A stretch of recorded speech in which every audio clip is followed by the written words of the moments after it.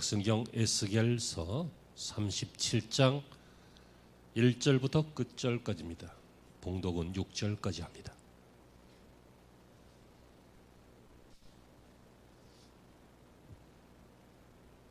에스겔서 37장 1절부터 6절까지. 자, 우리 다 함께 합독하시겠습니다. 다 같이요. 여호와께서 권능으로 내게 임재하시고 그의 영으로 나를 데리고 가서 골짜기 가운데 두셨는데 거기 뼈가 가득하더라. 나를 그 뼈 사방으로 지나가게 하시기로 본즉 그 골짜기 지면에 뼈가 심이 많고 아주 말랐더라. 그가 내게 이르시되 인자야, 이 뼈들이 능히 살 수 있겠느냐 하시기로 내가 대답하되 주 여호와여, 주께서 아시나이다. 또 내게 이르시되 너는 이 모든 뼈에게 대언하여 이르기를 너희 마른 뼈들아, 여호와의 말씀을 들을지어다. 주 여호와께서 이 뼈들에게 이같이 말씀하시기를 내가 생기를 너희에게 들어가게 하리니 너희가 살아나리라. 너희 위에 힘줄을 두고 살을 입히고 가죽으로 덮고 너희 속에 생기를 넣으리니 너희가 살아나리라. 또 내가 여호와인 줄 너희가 알리 하셨다 하라.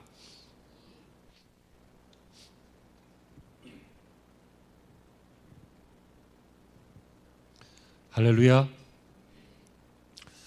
참으로 사방이 깜깜한 어둠 속에 살고 있는 것처럼 여기저기에서 어둡기 때문에 부딪히고 넘어지고 깨지는 소리가 많이 들리는 세상입니다.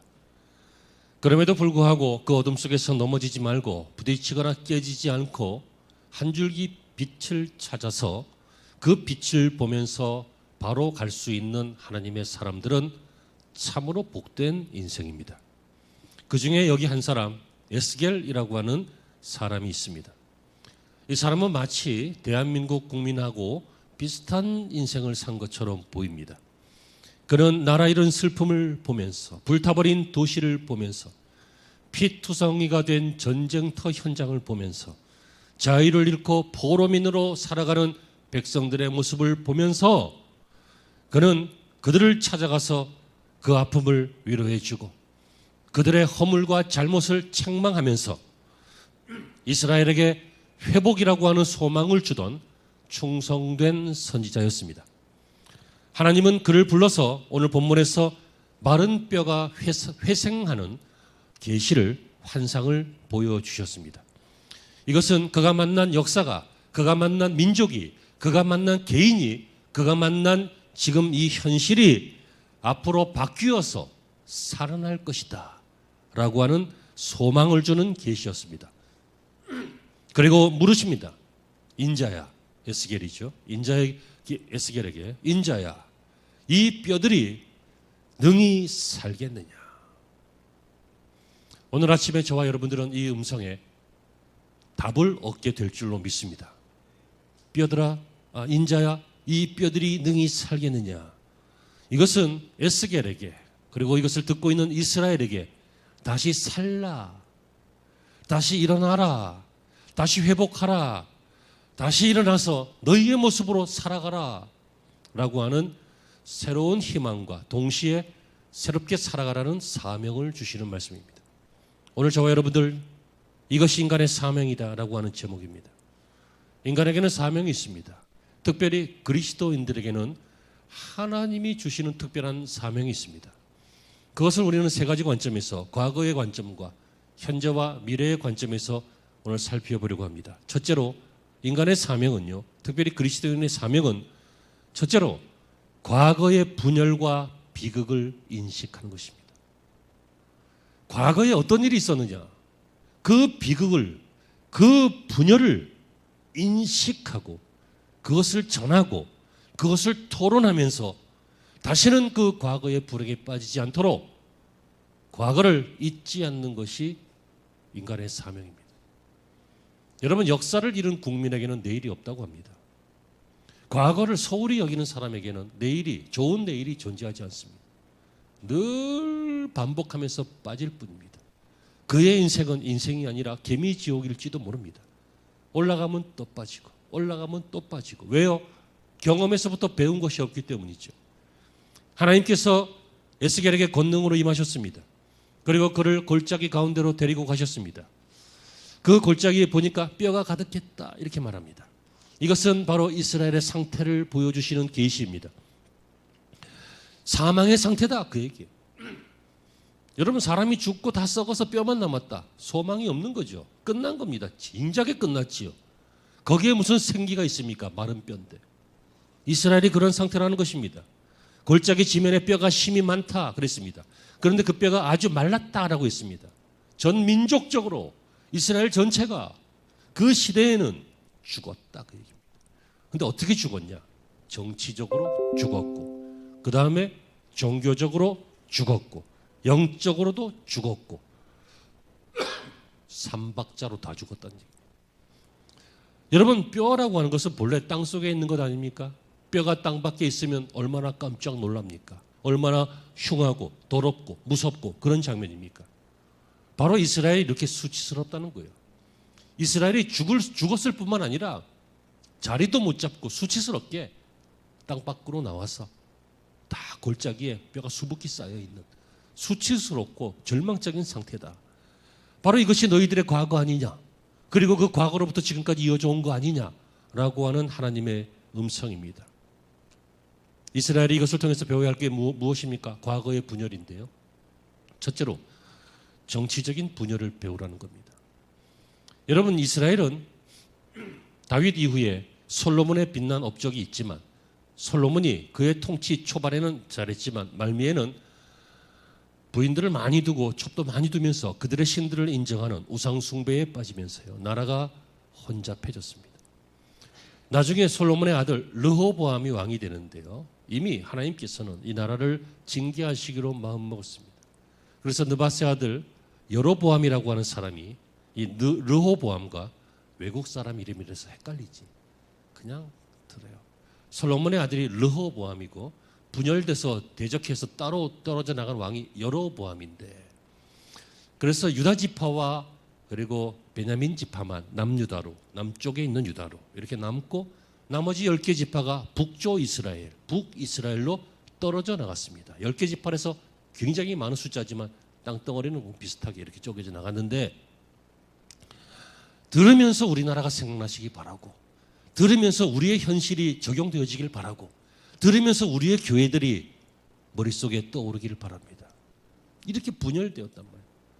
너희들이 정치 잘못하고, 너희들이 지도자가 우상 숭배자가 되고, 너희들이 하나님을 무시하니까 하나님께서 나라를 징계하셨던 과거가 있다 그 얘기예요.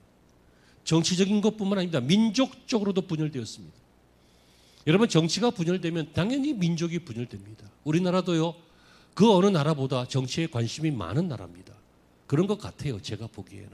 그래서 목사들이 신중하게 말해야 되는데 옳은 말은 해야 되겠죠. 그래서 이 어떤 사람들은요, 그 사람이 훌륭한 사람이고, 그 사람이 정말 좋은 사람이고, 그 사람이 정말 나라를 사랑하는 사람인데 보수라는 이유로 싫어하고 혹은 진보라는 이유로 싫어하는 그런 이상한 현상들이 우리나라에 나타나고 있습니다. 왜 그래요? 정치가 분열되면 당연히 민족도 분열되게 돼 있어요. 여러분, 당시에 우리나라에 한국전쟁이 있기 그 이전에요, 공산주의자들이 정말 이 공산주의가 뭔지 실상이나 알고 공산주의가 됐나요?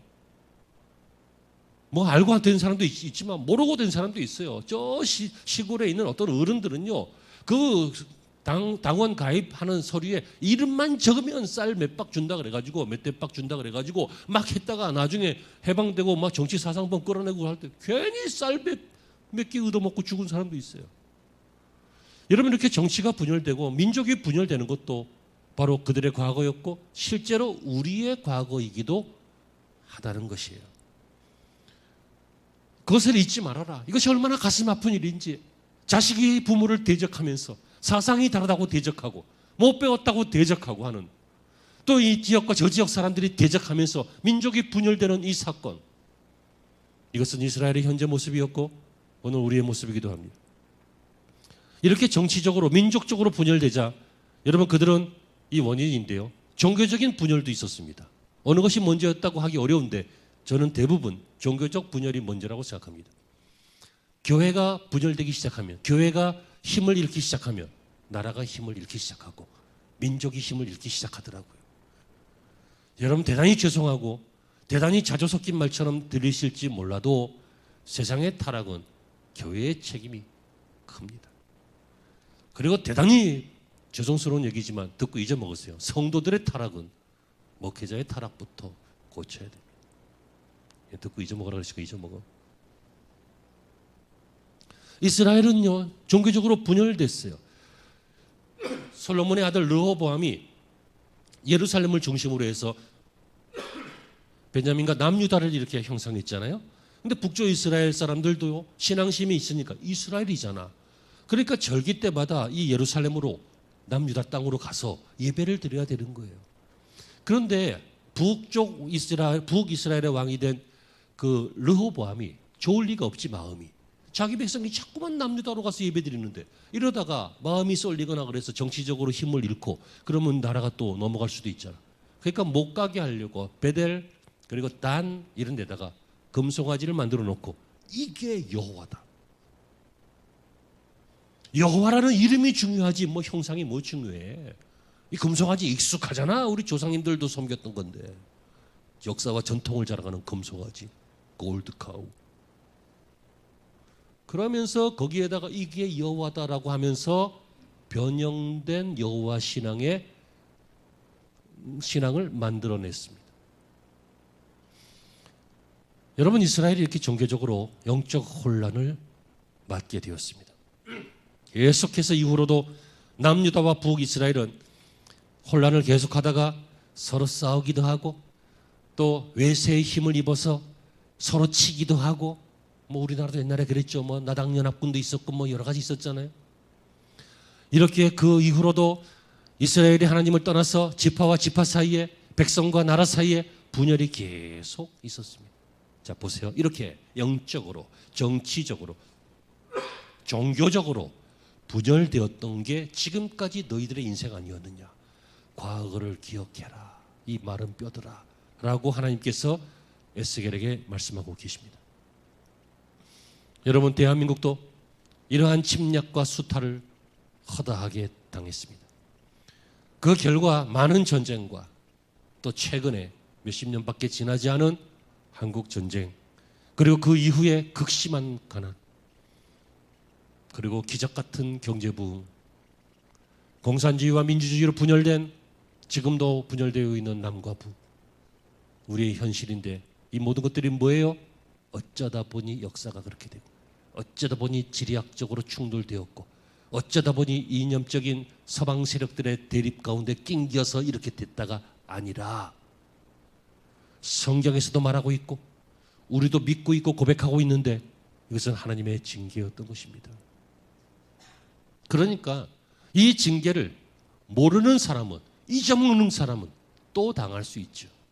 하지만 기억하는 사람은 겸비하고 고쳐서 이런 징계에 빠지지 않고 앞으로 나갈 수 있는 것입니다. 그러므로 인간의 사명은 무엇입니까? 역사를 가르치는 것입니다. 역사를 기억하는 것입니다. 아무리 부모가 학벌이 요즘 다 대학 나오잖아. 그러니까 부모가 아무리 요즘 애들보다 덜 똑똑하다 하더라도 아이들을 가르쳐야 됩니다. 다음 세대를 교육하고 양육하고 훈계해야 하는 것입니다. 듣지 않더라도 해야 하는 것입니다. 언젠가는 들을 것을 기대하면서 해야 하는 것입니다. 아멘도 해야 하는 것입니다. 그게 우리의 사명이라고요. 어른이라고 나이 먹었다고 다 어른입니까? 애들한테 질질 끌려다니면서 넉넉고 사면서. 어른이 무엇입니까? 희생할 줄 아는 것이 어른입니다. 아이들이 희생을 하나요? 어른만 할 수 있습니다. 엄마들만 희생하면서 아이를 낳습니다. 아빠들이 희생하면서 자신을 위해서 살지 않고 자녀들을 위해서 인생을 써가면서 시간을 써가면서 돈을 써가면서 그렇게 삽니다. 어른은 희생하면서 기뻐할 줄 아는 사람입니다. 아이들은 희생하면 안타까워하는 사람입니다. 희생하면 막 손해본다고 막 가슴을 졸이고 막 왜 나만 그래? 막 그러면 대드는 게 그게 애들입니다. 여러분 힘드신 거 압니다. 어른답게 산다는 것이 얼마나 책임이 많고 또 얼마나 힘들고 또 얼마나 부담스러운지 압니다. 그럼에도 불구하고 어른으로 살아야 합니다. 우리 성도들은 좋은 어른이 되시기 바라고 좋은 부모가 되시기 바라고요. 좋은 선배가 되시기 바라고 좋은 이웃이 되시기 바랍니다. 과거를 이야기할 줄 아는 사람이에요. 두 번째는요. 현재라고 하는 관점에서 볼게요. 이제 현재의 기독교의 본래를 다시 인식하라는 거예요. 다시 말하면 현재 우리들의 신앙을 재인식해보자. 다시 점검해보자. 그리고 바른지 틀린지, 틀리다면 고치고 바르다면 굳게 붙잡고 그렇게 살아보자라고 하는 사명이 두 번째 우리의 사명입니다. 지금 에스겔이 이 질문을 받고 있는 장소가 어디예요? 뼈골짜기예요. 뼈골짜기는 어떤 곳이에요? 사망의 현장이에요. 여러분, 우리가 살고 있는 현재, 우리가 몸담고 있는 이 세상은 어떤 상태예요? 사망으로 가고 있는 상태예요. 많은 사람들이 하나님을 알지 못하고 하나님을 대적하면서 사망으로 가고 있는 상태가 우리가 살고 있는 지금 이 상태예요. 뼈골짜기라고요. 여러분, 여기에서 이 뼈들을 앞에서 기독교는, 신앙인은 여러분 어떻게 살아야 하는 것입니까? 그것은 바로 하나님을 바로 믿으면서 살아야 합니다. 오늘 본문의 3절에 이 뼈들이 능히 살겠느냐 주님께서 물으시니까 에스겔이 뭐라고 대답합니까? 주 여호와여, 주께서 아시나이다. 주께서 아시나이다. 무슨 얘기예요? 하나님을 확신한다는 거예요. 하나님이 하실 거라는 얘기예요. 나는 모른다는 거예요. 사람의 모든 문제와 가장 중요한 생명 문제를 주님 저한테 물어보지 마세요. 주님이 아십니다. 사람에게 달린 것이 아니라 주님에게 달린 것입니다. 라고 말하는 것이에요. 이것이 무엇입니까? 인본주의를 내려놓고 신본주의를 택하는 거예요. 다시 말하면 나의 사상을 내려놓고 신앙을 택하는 거예요. 다시 말하면 나를 버리고 하나님을 택하는 거예요. 내 생각이 뭐가 그렇게 중요해요? 물론 당신 생각들이 옳을 때가 또 있어요. 하지만 틀릴 때도 있잖아요. 제가요 지금까지 쭉 살면서 순간순간 사람들에게 듣는 이야기 중에 어떤 것은 좋아서 어떤 것은 충격적이라서 잊지 못하는 말들이 있을 거 아니에요? 많이 있어요. 한 몇십 개 정도 돼요. 그 중에요 제가 이 얘기 언제 한 번 한 것 같은데 여기가 아닌가 딴 데서 했나? 제가 20대 초반에 종로에 가면 단성사라고 하는 극장이 있었는데 요새는 이제 멀티플렉스로 해서 뭐 대기업들에서 하지만 그때는 이렇게 한 개의 사업체였어요. 그죠? 헐리우드, 뭐 단성사 뭐 이런 거 있잖아요. 모르지. 공부만 하느냐고 극장 안 가봤지. 거기 있었어요. 근데 거기 줄 서가지고 표 사는 거야. 그래갖고 다 사고 막 그래요. 거기서 안 보면 아무 데서도 못 봐. 몇 달 있다가 지방 가서 봐야 돼. 근데 거기서 미셸 파이퍼라고 하는 여자가 나오고 아세요? 미셸 파이퍼. 몰라. 알아? 미셸 파이퍼. 약간 고양이상으로 생긴 헐리우드 배우 아세요? 이 여자가 나오는 업클로즈 퍼스널인가? 아무 그럴 거야. 정확하진 않아. 아무튼 오래돼서 잊어먹었는데 이 사람이 기자예요. 근데 무슨 이야기를 막 하다가 상관하고 부딪혀서 말싸움을 막 하는 거예요. 그러니까 상관이 너무 화가 나가지고 당신은 항상 옳으냐? 그랬더니 이 여자가 나는 늘 옳다 그러는 거예요. 그래서 내가 딱 듣자마자 미친 그랬어요. 속으로. 그런 인간이 어디 있어요? 제가 정말 싫어하는 종류의 인간이 바로 그런 사람이에요. 항상 자기가 옳다는 거예요. 그거는 비신앙인이에요. 신앙을 가질 수가 없어요. 가졌어도 가짜예요. 어떻게 인간이 항상 옳아요? 만물 가운데 가장 부패한 것이 인간의 마음이라 그랬어요. 사람이요 죄인이에요. 칼빈은 그래서 죄인인데 그냥 죄인이지 않고 전적 타락한 죄인이다 이렇게 말했어요. 여러분, 하나님을 바로 믿는다라고 하는 것은 무엇입니까? 하나님 앞에 자신을 주장하지 않는 것입니다. 자신을 주장하는 순간 하나님을 부리게 됩니다. 하나님을 율법적인 하나님으로 바꿉니다. 하나님을 신화적인 하나님으로 바꾼다고요. 지금 기독교를 제외한 많은 종교에서 만들어낸 그들의 신들이 바로 이런 종류의 우상 아닙니까? 내가 원하는 대로 따라와서 나의 원한을 풀어줘야 되고 나의 소원을 들어주는 인생에게 도움이 되는 그 존재가 바로 신이라고 생각하는 그 종교심, 그 잘못된 하나님 아닙니까? 하나님은 우리가 부리는 존재가 아니라 우리를 지으신 분이요 우리가 섬겨야 할 대상인 것입니다. 바로 믿어야 돼요. 이렇게 믿지 않으니까 교회가 타락했잖아요. 이렇게 믿지 않으니까 에스겔 시대의 종교가 타락했잖아요. 이렇게 믿지 않으니까 바로 이들이 다 뼈조각이 되고 말았잖아요. 사망의 상태가 되고 말았잖아요. 이렇게 말하지 않을 수 없는 이유가 저는 요즘 너무 가슴을 후벼 파는 일들이 많아요. 제가 연초에 동성애에 대해서 설교를 쭉 여러분들에게 말씀을 드리면서 경각심을 갖고 계셔라. 그리고 내가 말해봤자 몇 사람이나 듣겠냐. 여기서 몇 사람 듣고 또 유튜브 몇 사람이 끽하면 그만인데, 제발 대형 교회들이 각 도시마다 10,000명씩 모이는 대형 교회들 있잖아요. 이런 교회들이 탁탁 연합해가지고 막 확 소리를 지르면 정부도 하다가 어머 안 되겠네 이러다가 다음에 떨어지겠네 하면서 눈치를 본다. 그러니까 나는 이만큼만 할 테니까 대형 교회에서 좀 했으면 좋겠다. 기억나십니까? 그래서 9월달에 우리가 6월달에 나라를 위해서 기도하고 9월에 교회를 위해서 기도하고 이렇게 했더니요, 갑자기 일들이 막 진행이 되면서 나도 모르게 막 진행이 되더니만 후딱딱 진행이 되더니 한 달 후에 크리스찬 200만 명 모이는 집회가 준비되어 있습니다. 광화문하고 시청까지 쫙, 우리 옛날에 막 데모할 때 모였던 그런 데 있잖아요. 그때는 안 갔지만 이번엔 갔으면 좋겠어요. 주일날 오후에 가서 몇 시간 정도 우리의 입장을 이야기하고 동성애 반대하는 거예요. 동성애 찬성하고 법정에서 때리는 게 아니라 그들에게 은근슬쩍 인정하는 듯한 여러 가지 판례들이 모이면 나중에 그렇게 돼요. 유럽은 이미 다 그렇게 됐어요.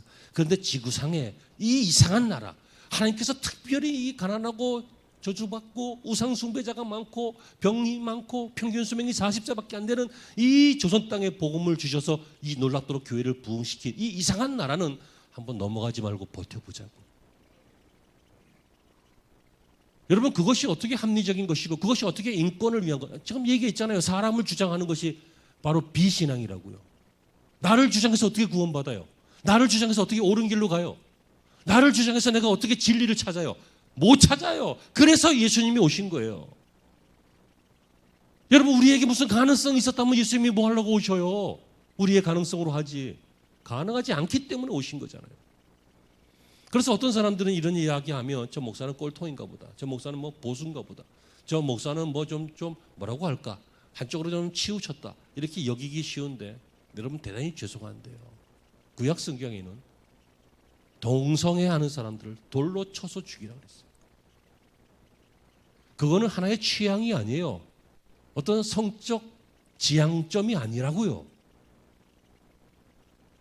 일종의 사탄이 교묘하게 만들어낸 병일 수 있고 문화일 수 있고 사람을 죽이려고 하는 사탄의 계략이라는 거예요. 그때 다 했으니까 거기에 대해서는 얘기할 필요 없단 말이에요. 하지만 어쨌든 과거에 우리의 잘못, 정치적, 영적, 종교적 분열 이거 잊지 말아야 되고, 현재 우리의 기독교적 신앙의 현 상태를 다시 점검해야 되는데, 그 중에 첫 번째는 뭐냐면 하나님을 바로 믿는 거예요. 여호와께서 아시나이다. 하나님을 신뢰하는 거예요. 그리고 또 어떤 사명이 있어요. 현재 어떤 사명. 하나님께서 그랬더니 뭐라고 하십니까? 대언하라. 명을 쫓아 대언하니, 또 대언할 때에 계속해서 나와요. 그 읽지 않은 본문 이하에 대언하라. 계속 반복되고 있어요. 여호와의 말씀을 들을지어다 라고 대언해라. 마른 뼈들아 하나님의 말씀을 들어라. 그러니까 이 세상에 죽어가는 사람들 마른 뼈들에게 하나님의 말씀을 들어라 라고 하나님 대신 대언해라. 뭔 얘기예요? 쉽게 전하라. 이게 교회의 사명이라고요.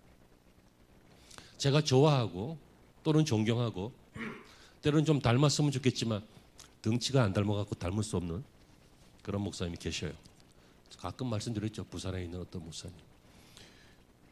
이분이 좀 과격하긴 하지만 올바른 길을 가고 있고 한국 교회를 인도하고 있는데, 이분이 전에 전도 세미나 때 그런 얘기를 하잖아요. 교회가 왜 부흥 안 되냐? 전도 안 해서 그렇다. 뭘 이것저것 찾고 따지고 세미나하고 이유 찾고 분석하고 기도하고 금식하고 다 필요 없어. 교회가 왜 부흥 안 돼?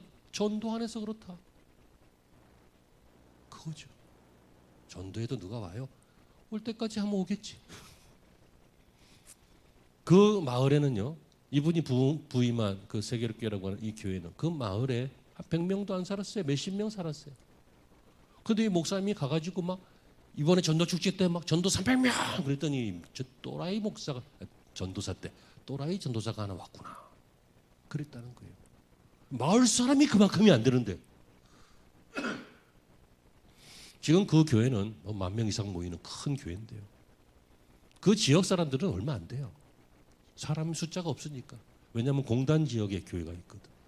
그러니까 뭐 부산에서 오고, 뭐 김해에서 오고, 뭐 거제에서 오고, 뭐 이렇게 와서 막 이렇게 모여요. 전하면 그 중에 들을 사람이 있다는 거예요.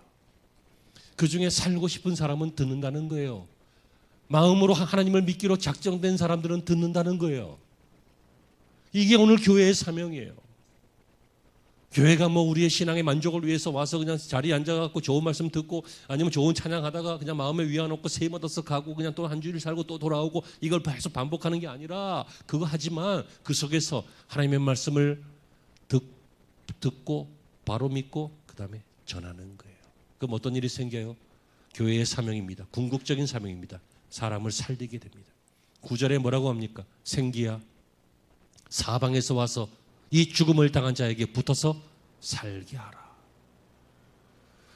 이럴 때 소망 없는 그 사람이, 죽어가는 그 사람이, 아니 죽었던 그 사람이 하나님이 불러주신 생기가 와서 성령의 새바람이 와서 붙어서 마음이 살고 영혼이 살고 환경이 살고 인생이 살고 민족이 살고 하는 일들이 생겨지게 된다는 거예요. 저는요, 정치 잘했으면 좋겠어요. 정말이에요. 우리나라 경제 운영이 잘 됐으면 좋겠어요. 정말이에요. 그래서 성도들이 좀 고생 좀 덜하고 좀 안락하게 그렇게 살았으면 좋겠어요. 그러나 불가능해요. 국민을 살리는 건 정치가 아닙니다. 아무리 세계사를 연구해봐도 그리고 종교사를 연구해봐도요. 사람들을 살린 것은 정치가 아니었고요. 경제도 아니었어요. 농업도 아니었어요. 하나님의 은혜였어요. 정말로 아멘이 되시길 바랍니다. 하나님의 은혜를 주시면 지혜로운 정치자가 나와서 정치도 잘 되고 하나님의 은혜를 주시니까 지혜로운 그 공무원 요셉 같은 사람이 나와서 풍년 때 준비를 해가지고 백성들을 안 죽이게 먹고 살리게 이렇게 만드는 거고 하나님의 은혜를 주시면 시대마다 불꽃 같은 에스겔 같은 사람들이 나와서 세상은 재미있고 아름답고 감동적이고 수준 있고 똑똑한 설교를 하지만 그래도 사람 살리는 설교를 하는 그런 종류의 목회자들이 도시마다 지방마다 생겨나서 그 민족을 살리게 되는 거예요. 가장 중요한 게 뭐라고요? 살리는 거예요. 살리는 거는 경제도 정치도 문화도 아니라 하나님의 은혜예요. 그러므로 여러분 현재 우리의 신앙생활을 점검해 봅시다. 과거에 우리의 정치적, 영적, 종교적 부재를 잊지 말고 기억하시고요. 현재 우리가 하나님을 인정하는 신앙으로 하나님을 잘 믿고 있느냐? 또 하나님의 말씀을 전하고 있느냐? 사람 살리는 일이 정말 중요하다는 것을 알고 있느냐? 믿고 있느냐? 그 길을 가려고 하고 있느냐? 이걸 점검해야 한다는 거예요. 왜? 우리는 교회이기 때문입니다. 마지막으로 미래적으로 보면요. 결국 미래의 소망을 하나님께 두도록 하는 사명이 있습니다. 우리의 사명은 뭐냐면 각 사람들이 소망을 하나님께 두도록 그들에게 전하고 가르치고 양육하고 권면하고 모범을 보이고 이렇게 해서 인류가 하나님께 소망을 두게 하는 게 사명이라고요. 3절에 여호와의 주께서 하시나이다. 에스겔이 놀라운 사실을 목격했죠. 7절에 보니까 그가 이렇게 대언하니까 하나님께 순종해서 대언하니까 전하니까 이 뼈 저 뼈가 서로 맞아서 연결되었고 힘줄이 올라왔고 살이 올라왔고 가죽이 덮여서 생기가 들어가서 움직이게 되었고 마침내 큰 군대처럼 되었다. 이렇게 말하고 있습니다. 뭡니까? 살아난 것입니다. 회복된 것이라고요. 하나님이 심심해서 이런 3D 액션을 보여주셨겠습니까? 하나님이 괜히 허망하게 하나님의 능력이나 과시하려고 이런 환상을 보여주셨겠습니까? 우리를 살리시기 위해서요. 우리를 살리시기 위해서. 어떤 사람이 산다고요? 하나님께 소망을 두는 사람. 우리의 미래는 하나님에게 있다. 우리의 미래는 서울대학교 외과 그 박사님에게 있는 게 아니라 우리의 미래는 경제부총리에게 있는 게 아니라 우리의 미래는 하나님에게 있다. 이것이 바로 뼈 같은 인류의 죽음의 골짜기에 빠져 살고 있는 인류에게 유일한 소망 아니겠습니까? 우리는 우상과 가난이 반복되는 조선 땅에 살고 있었습니다. 그러나 이 땅에서 저주받고 울고만 있을 수 없었습니다. 하나님께서 선교사를 통하여 복음을 주셨고 그들은 인간이 무엇인지 하나님이 무엇인지 점점 알게 되었습니다. 그래서 이 땅은 복음이 만연해지고 복음이 널리 퍼지게 되었습니다. 제국주의 일제의 침략으로도 침략 때문에 해골처럼 변해가고 있는 이 조국의 참상을 하나님께서 역사를 주관하셔서 다시 한번 살려주셨습니다. 물론 그것은 미국이 한 것 같고 소련이 한 것 같고 열강이 한 것 같지만 하나님이 하셨습니다. 유물론적인 공산주의 북쪽 한국이 한국 전쟁을 일으켜서 남쪽을 쑥대밭으로 만들 때, 불바다로 만들 때 고작 부산 지역 일부 지역만 있고 거기만 밀려나가면 이 땅은 전부 새빨간 공산주의가 되어갈 때, 지금도 공산주의가 무엇인지 북쪽을 보면 아시죠? 중국을 봐도 아시죠? 그러한 세상으로 변하기 직전에 하나님께서는 이 나라를 다시 한번 살려주셨습니다. 우리는 여러 번 망해도 자연스러운 역사를 가지고 있습니다. 우리는 저주받아도 할 말 없는 그런 죄와 우상 숭배자들이었습니다. 여러분, 특별히 중국, 한국, 일본 얼마나 우상이 많습니까? 한국은 그나마 기독교 때문에 많이 좀 물러갔지만 일본이나 한국이나 중국이나 똑같았습니다. 가는 데마다 우상이에요. 신사가 무엇입니까? 바로 그것입니다. 여러분, 이 땅은 앞만 봐도 절망 같습니다. 역사를 봐도 정치와 경제와 교육과 문화와 이 땅의 모든 것도, 심지어 교회를 봐도 절망스러워 보입니다. 그러나 여러분, 절망하지 마세요. 왜요? 미래의 소망은 하나님께 있기 때문입니다. 하나님이 우리의 소망이십니다. 에스겔은 이 마른 뼈들에게 내가 잘해줄게 그런 얘기하는 거 아니에요. 야, 좀만 기다려. 막 바벨론이 우리를 멸망시키고 그러겠지만 나 다른 나라 가면 하고 다시 도와줄 거야. 그런 얘기 아니라고요. 이 나라 저 나라한테 기댈 때가 아니에요. 지금 좀만 기다려봐. 쥐구녕에도 볕들 날이 올 거야. 쥐구녕에 있는 쥐 죽어요. 소망을 헛된 데 두지 마세요. 뭐 어떻게 애들이 잘 되면 나중에 노후에 잘 살겠지. 지들 살기도 바쁠걸? 여러분의 소망은 무엇입니까? 우리 하나님이시기를 간절히 소망합니다.